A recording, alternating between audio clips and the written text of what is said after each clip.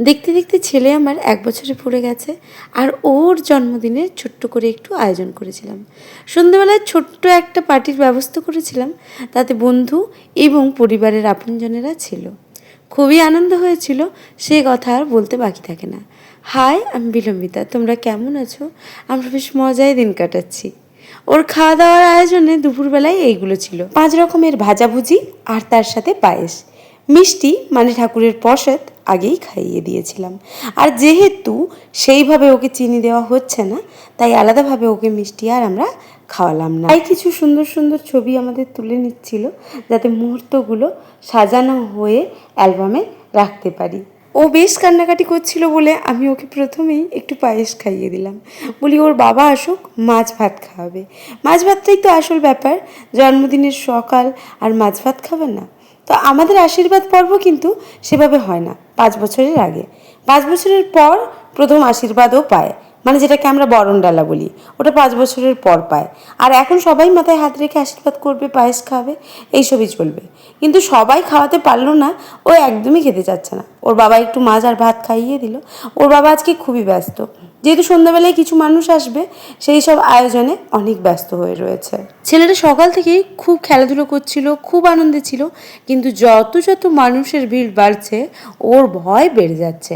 ও সবার কাছে খুব ইজিলি যায় না, খুবই কান্নাকাটি করে। আমার বড় ছেলে আর ও একদমই অপোজিট হয়েছে।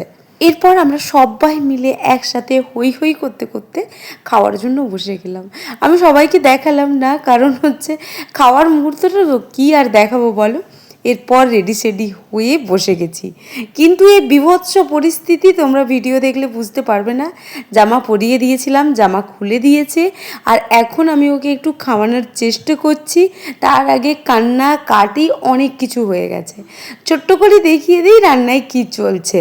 আমি তো নিচে বসে রয়েছি, ভিডিও করতে একটু পাঠিয়েছিলাম। চিকেন পকোড়া ভাজা চলছে, একদিকে রান্নাবান্না চলছে, ডাল হয়ে গেছে, হবে কাঁঠাল আলু চিংড়ি, ওটার জন্য হচ্ছে কাঁঠাল ভাজা চলছে। চিকেন এখনও বাকি রয়েছে, চিকেনও হবে, চাটনি হবে, পাঁপড়, আলু ভাজা, এসব তো রয়েছেই। এই দিয়ে বেশ জমিয়ে আমাদের অনুষ্ঠান শুরু হতেই চলেছে। ওর পিসিমণি চলে এসেছে, সাথে একটা খুব সুন্দর অ্যালবাম দিয়েছিল, আর সাথে ড্রেস আর মিষ্টি ছিল।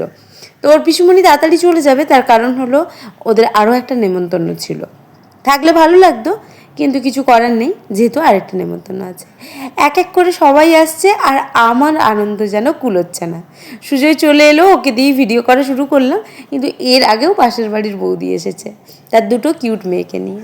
আমি এখন চিকেন পকোড়া ওদেরকেই সার্ভ করে দিচ্ছি, আর আমার এত ভালো লাগছিল কি বলবো। আর আমি মনে মনে অপেক্ষা করছিলাম আমার বন্ধুদের জন্য। আমার যাও এসেছে, কিন্তু ভিডিও কে করে দেবে তারই লোকের অভাব। ছেলেকে রিকোয়েস্ট করার পর ছেলে একটু ভিডিও করে দিয়েছে। আমি একা একা কি করব, কোন দিকে স্ট্যান্ড নিয়ে এখন ছুটা দৌড়া করব বলো।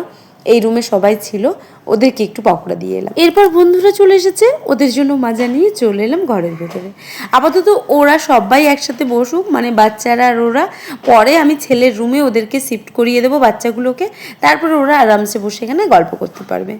এখন কেক কাটিং পালা, খুব ইন্টারেস্টিং পার্ট এটাই। ছেলে তো কাটতে চাইছে না, আর 2টো আমি অ্যাড করে দিলাম, কারণ এই ভিডিওটা আমার ক্লিয়ার আসেনি। আর এই দিকে আরেকজন ভিডিও করেছিল, মানে মুনমুন ভিডিও করেছিল, তো ওই ভিডিওটা দেখলাম যে বেশ ক্লিয়ার এসেছে, তাই অ্যাড করে দিলাম। মুহূর্তটা আমার কাছে প্রচুর, এটা ওর জীবনের প্রথম জন্মদিন। যেমনই অ্যারেঞ্জমেন্ট করতে পারি না কেন, আনন্দই কমতি ছিল না, এটুকু বলতে পারি। আর কেকটা দিয়েছিল ওর মিমি, এটা তো বলতেই ভুলে গেছি। এরপর খাওয়া দাওয়ার পালা, সবাই কিন্তু খেতে বসে গেছে। আমরা এখানে রয়েছি, এক এক করে সবাই কিন্তু খাচ্ছে, কারণ না হলে তো হবে না, না অনেকটাই রাত হয়ে গেছে।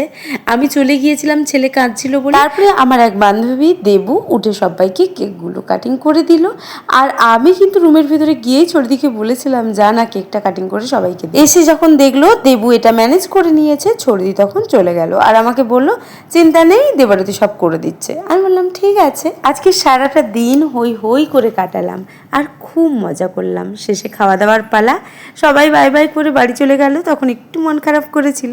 ভিডিওটা এখানেই শেষ করলাম। তোমাদের ভালো লাগলে কমেন্ট করো, সাথে থেকো।